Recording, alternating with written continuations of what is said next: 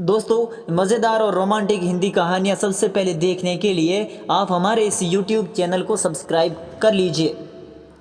रात के 12 बजे फ़ोन की घंटी बजी। उस समय आकाश और संगीता सरमोया भूलकर एक दूसरे से लिपटकर हम बिस्तर हो रहे थे। दोबारा फ़ोन की घंटी बजी। जब संगीता के कानों में घंटी की आवाज़ पड़ी तो वह आकाश से बोली, आकाश तुम्हारा फ़ोन बज रहा है, बजने दो, मुझे डिस्टर्ब मत करो। इसके बाद वे दोनों अपने काम में बिजी हो गए। कुछ समय बाद आकाश ने कहा, बहुत मज़ा आया संगीता। संगीता कुछ कहती उससे पहले फ़ोन की घंटी फिर बजी। आकाश फ़ोन। संगीता बोली, जाओ तुम ही फ़ोन उठा लो। आकाश ने संगीता से कहा, हेलो कौन हो तुम, इतनी रात को बार बार क्यों फ़ोन कर रही हो? संगीता ने पूछा। क्यों, तुम दोनों के काम में रुकावट आ गई? मुझे मालूम है कि तुम सावंत की पत्नी हो जो चंद रुपयों के लिए किसी का भी बिस्तर गर्म करती हो। फ़ोन पर किसी की आवाज़ आई। क्या बकवास कर रही हो, कौन हो तुम? संगीता ने पूछा।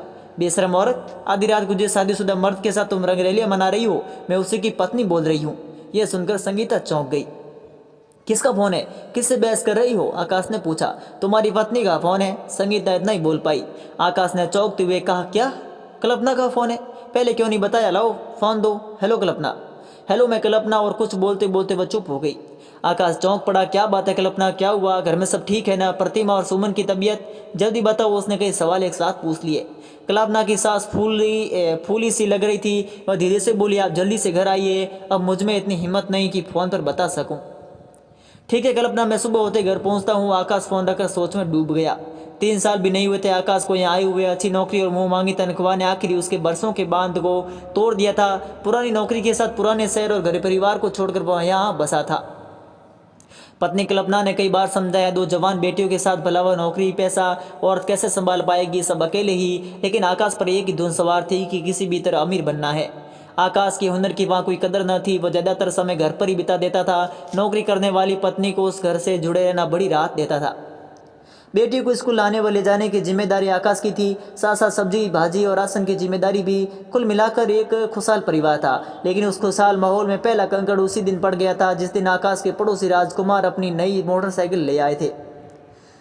राजकुमार एक ठेकेदार था। हर साल लाखों रुपए का मुनाफा और मुनाफे के साथ साथ मशहूर हो गया था। उसका नाम। राजकुमार की दौलत आकाश को अंदर ही अंदर कहीं चुप गई थी। एक दिन आकाश अपनी सारी जमा पूंजी जोड़ने बैठा। कल्पना, कल्पना कहाँ हो तुम? कपड़े सुखा रही हूँ, कल्पना ने कहा। कपड़े सूखा कर जल्दी आओ। हाँ सुनो, आज तक मैंने तुम्हें जितने भी रुपये रखने को दिए हैं वो सब लेकर आओ। अब इन पैसों से क्या करने का इरादा है तुम्हारा? किसी के बहकावे में आकर ज़्यादा मुनाफा जोड़ने के चक्कर में नहीं आइएगा। अमीर बनकर ऐशो आराम में अपनी ज़िंदगी बिताना मेरा सपना है। मैं तुमसे बहस नहीं करना चाहती, तो तुम अपने मन में ठान लिया है वह सब करो, लेकिन अब हद में रहकर। आज आकाश एक कंपनी का एमडी है, गाड़ी आलीशान, घर चपरा सब कुछ है उसके पास, लेकिन उस सुविधाओं का मजा उठाने के लिए उसका परिवार साथ नहीं है। जिनके लिए सब किया वो अपनी ज़िंदगी के नियमों को लांघकर उसके पास रहने नहीं आ सकते, सिवा 30 त्योहार के। आकाश ने शहर के उस लोगों से धीरे धीरे अपना मेलजोल बढ़ाया और वह एक बियर बार में पार्टनर बन गया और वहाँ रुपयों की बारिश होने लगी। आकाश अपनी सोच से बाहर निकला। आखिर घर में क्या दिक्कत हुई जो कल्पना उसे फोन पर बताने के लिए हिम्मत न कर सकी। आकाश ने अपने मोहल्ले के करीबी दोस्त से वादा कर लिया था कि उसकी गैर हाजिरी में वो उसके घर पर नजर रखेगा और बीवी बेटियों की खैर खबर लेता रहेगा। कहीं उसने दोस्त के घर में कुछ गड़बड़ तो नहीं की होगी या बाहर का कोई। दूसरे दिन आकाश घर पहुंचा। घर पर नौकरानी के सिवा कोई नहीं था। उसने बताया, साहब कल्पना मैडम और प्रतिमा बेटी किसी डॉक्टर के पास गए हुए हैं, वे लोग आते ही होंगे। कुछ देर बाद कल्पना और प्रतिमा घर पहुंचे। आकाश ने पूछा, कल्पना घर में सुमित भी नहीं है और तुम दोनों किसी डॉक्टर के पास गई थी, तुम सबकी तबीयत तो ठीक है ना? प्रतिमा तो अपने कमरे में जा, मैं इसका चेकअप कराने गई थी, कल्पना दुखी लहजे में बोली। चेकअप कराने क्यों? सुनो इसकी करतूत। कल 7 बजे जब मैं सब्जी लेने जा रही थी तब मेरी नज़र सोफे पर बैठी सुमन पर पड़ी। सिर पर हाथ रखकर देखा तो उसके तेज बुखार था। डॉक्टर के पास ले आई, दवा सुमन को दी। उसके पास बैठे बैठे मेरी आंख लग गई। आधी रात को मेरी नींद खुली तो देखा सुमन का बुखार उतर गया था। सोचा प्रतिमा को देखते चलूं। प्रतिमा अपने कमरे में तो थी पर उसके साथ में था आपके दोस्त राजकुमार का बेटा। यह देखकर मेरे पैरों तले जमीन खिसक गई। राजकुमार का लड़का? आकाश चिल्लाया।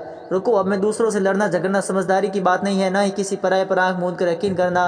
सुमन और प्रतिमा मेरी एक बात नहीं सुनती, उल्टा तुम्हारी तरह मुझे डांट देती है। आजकल घर में जो कुछ भी हो रहा है तुम्हारे बुरे काम का असर है। दोनों जवान बेटे मेरे हाथ से निकल चुकी है, उन्हें सही राह पर लाना तुम्हारी जिम्मेदारी है। आकाश सिर पकड़कर बैठ गया। वह पछता रहा था कि अपने परिवार से दूर रहना, किसी पराये पर यकीन करना और जिंदगी में ऊंची उड़ान भरना कभी कभी बेवकूफ़ी भरा काम भी हो सकता है। थाने के करीब आते ही उसकी चाल में धीमापन आ गया। तेज तेज चलने से मेवा का कसा हुआ ब्लाउज पसीने से तरबतर होकर गोलाइयों से चिपक गया था। सामने गेट पर बड़ी बड़ी मूंछों वाला संतरी खड़ा था। उसकी कामुक नजरें मेवा के बदन से चिपके ब्लाउज पर फिसल रही थी। उसने सुलगती बीड़ी का गहरा कस भरा और धीरे धीरे चलता हुआ डरी सहमी मेवा के करीब आ गया। ये देख मेवा घबरा गई। उसकी काली चमकती आंखों में दहशत भर उठी थी। उसने कई जवान औरतों से सुना भी था कि पुलिस वाले बहुत बदमाश होते हैं, फिर भी डरते हुए वह थाने तक आ गई थी। पुलिस वाले की प्यासी नजरें उसकी गदराई जवानी पर फिसल रही थी। यहाँ क्यों आई है, मुझे बता। वह वही चुपचाप खड़ी रही। अरे बोलती क्यों नहीं, गूंगी है क्या? सामने खड़े पुलिस वाले ने कड़कती आवाज में पूछा। किसी ने तंग किया है तुझको? बता मुझे। थानेदार साहब ऐसा नहीं है, मेवा ने कांपती आवाज में कहा। फिर रास्ते में अकेली देखकर किसी ने पकड़ लिया होगा। तू डर मत, मुझे साफ साफ बता दे, 1 घंटे बाद मेरी ड्यूटी खत्म हो रही है। ऐसी बात नहीं है थानेदार जी, मैं तो दूसरी फरियाद लेकर आई हूँ जी, मेवा सहज आवाज में बोली। पुलिस वाला भी जाल फेंक ही रहा था कि अंदर से असली थानेदार राम सिंह जीप स्टार्ट करके निकला। थानेदार राम सिंह जीप रोकते हुए बोला, अरे नफे सिंह, ये लड़की कौन है? साहब जी ये पैरे पर खड़ा संतरी कुछ बोलता उससे पहले मेवा ने कहा, साहब जी मैं हरिया की घरवाली हूँ, उसे पुलिस ने पकड़ रखा है हुजूर, मेरे हरिया को छोड़ दो, वह बेकसूर है। ओहो, तुम चरसंग गांजा और नकली नोटों की सप्लाई करने वाली हरिया की जोरू हो? हाँ साहब हाँ, कहते हुए मेवा की आंखों में चमक उभरी। थानेदार ने देखा कि मेवा के गोल गोल उबारों पर जवानी हिलोरे ले रही थी। चल अपनी झोपड़ी की तलाशी लेने दे, जरूर तुमने माल छिपा रखा होगा, चल बैठ गाड़ी में। थानेदार ने रौब जमाया। साहब जी अगर झोपड़ी से कुछ नहीं मिला तो मेरी हरिया को छोड़ देंगे? मेवा ने हाथ जोड़ते हुए पूछा। हाँ छोड़ देंगे, थानेदार ने तो कहा। वो मेवा गाड़ी में बैठ गई। संतरी ने मन ही मन थानेदार को गद्दी सी गाली दी और थानेदार राम सिंह ने अगले चौराहे पर ड्राइवर को उतार दिया। फिर वह अकेला ही मेवा को लेकर झोपड़पट्टी की ओर चल दिया। दोपहरी में सभी अपनी अपनी झोपड़ी में आराम कर रहे थे। एक मामूली सी झोपड़ी के सामने जीप रुकी। थानेदार ने उतरकर साबरी झोपड़ी की तलाशी ली। वहां से कोई भी गलत चीज़ नहीं मिली। मेवा सोच रही थी कि अब थानेदार उसके हरिया को छोड़ देगा। वो हाथ जोड़कर फरियाद करने लगी। देख छोकरी, ये दुनिया कुछ ले देकर चलती है। तुम अगर अपनी हरिया को छुड़ाना चाहती हो तो इन पर से पर्दा उठा दो। राम सिंह का संकेत उसके कसे उबारों की तरफ था। मेरा हरिया घर आ जाएगा न? मेवा गिड़गिड़ा उठी। हाँ हाँ जरूर आ जाएगा, कहते हुए राम सिंह आगे बढ़ा। थोड़ी देर बाद थानेदार अपने कपड़े दुरुस्त करता हुआ झोपड़ी से बाहर आया। जीप स्टार्ट की और चला गया। मेवा बेचारी लुट गई थी, मगर करती भी क्या, उसकी अपनी मजबूरी थी। उसकी बूढ़ी माँ बीमार थी, घर में कोई इलाज कराने वाला नहीं था। उसका बड़ा भाई जहरीली शराब पीने से मर गया था। छोटा भाई नशीली चीज़ें बेचने के जुर्म में जेल में था। घर में कमाई करने वाला कोई नहीं था। हरिया ने उसे बीवी बनाने के एवज में माँ के इलाज की जिम्मेदारी ली थी। माँ ने जिंदगी से समझौता कर लिया था। मेवा ने कभी ये जानने की कोशिश ही नहीं की थी कि असल में हरिया क्या काम करता है। अब उसने सोच लिया था कि हरिया एक बार घर लौट आए तो उसे गलत काम करने से रोकेगी। आज जो कुछ हुआ मेवा से एक बुरा सपना समझकर भूलना चाहती थी। मेवा भूखी प्यासी पति को छुड़ाने के लिए मारी मारी फिर रही थी। उसने हाथ जोड़े, पैर पकड़े, फिर भी थानेदार ने उसे मजबूर कर दिया था। मेवा अगली सुबह तड़के थाने के गेट पर पहुंच गई। उस समय पैर पर दूसरा संतरी खड़ा था। मेवा ने महसूस किया कि उसकी भी कामुक निगाह उसके उबारों पर फिसल रही है, लेकिन वह बेपरवाह होकर आगे बढ़ी। उसने तो बड़े थानेदार से बात कर रखी थी, कल उसकी झोपड़ी में कैसे मेमिया रहा था। अरे रे कौन है तू, अंदर कहाँ भागी जा रही है? संतरी गुर्राते हुए आगे लपका। तब तक मेवा भागकर थानेदार के दफ्तर तक पहुंच गई थी। दफ्तर के बाद शोर सुनकर थानेदार बाहर आ गया। वह मेवा को पहचान तो गया था, फिर भी अनजाने बनते हुए दाड़ आ रहे, धूल सिंह ये औरत कौन है, इसे बाहर निकालो। मेवा ने थानेदार की दाढ़ की तरफ ध्यान नहीं दिया। वह गिड़गिड़ाते हुए फरियाद करने लगी, साहब जी मेरे हरिया को छोड़ दो, 2 दिन से घर में चूल्हा नहीं जला, माँ बीमार है, दूसरा कोई सहारा नहीं है, मुझ पर दया करो साहब जी, कल आपने कहा भी था। मेवा थानेदार के पैरों में झुक गई।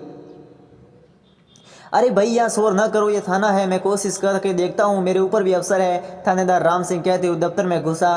तभी फोन की घंटी गनगना उठी। हेलो थानेदार राम सिंह बोल रहा हूँ सर, क्या हरिया को सीबीआई के हवाले कर दूँ? कोई खास बात सर? थानेदार ने पूछा। वह तो हरिया के बारे में बात करना चाहता था, मगर वहाँ तो पासा ही पलट गया था। राम सिंह, सीबीआई से सूचना मिली है कि हरिया माफिया सरगना इब्राहिम के गैंग से ताल्लुक़ रखता है। हरिया को छुड़ाने के थाने पर हमला भी हो सकता है। तुम्हारे पास जवान भी कम है, इसलिए फ़ौरन हरिया को थाने से निकाल लाओ। दूसरी तरफ से सख्त आदेश था। ठीक है सर, कहते हुए राम सिंह तेजी से दफ्तर से बाहर निकला तो मेवा एक बार फिर से गिड़गिड़ा उठी। शायद उसे पूरी उम्मीद थी कि उसका हरिया छूट जाएगा। फोन पर बातचीत के दौरान उसे बार बार ये हरिया के नाम का जिक्र सुना था, साथ ही कल उसने साहब को खुश भी किया था। अरे दुल सिंह, उसे धक्के मारकर गेट से बाहर निकाल दे, हम इसके बाप के नौकर थोड़े ही हैं। पहले तो अंडरवर्ल्ड के लिए काम करते हैं, फिर हाथ पैर जोड़ते हैं, राम सिंह ने सामने खड़े सिपाही से कहा।